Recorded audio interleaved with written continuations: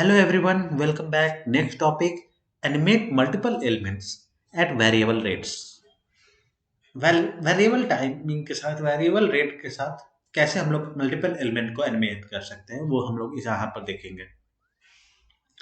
In the previous challenge, you change the animation rates for two similarly animated elements by altering their keyframe rules.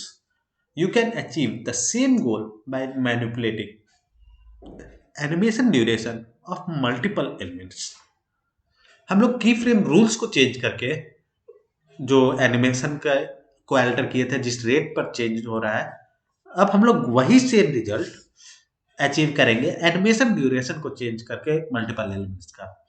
In the animation running in code editor there are three stars in the sky that twinkle at the same rate on a continuous loop.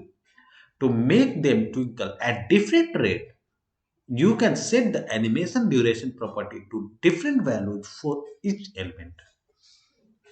Set the animation duration of the elements with the classes star 1, star 2 and star 3 to 1 second, 0.9 second and 1.1 second.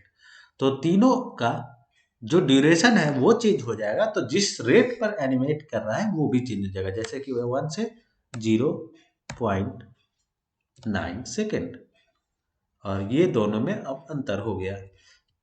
ठीक उसी प्रकार 1.1 second तो star 3 में, तो ये तीनों अब अलग अलग टाइमिंग पर ब्लिंक कर रहा है, और हम लोग इस तरह से भी रेट को चेंज कर सकते हैं.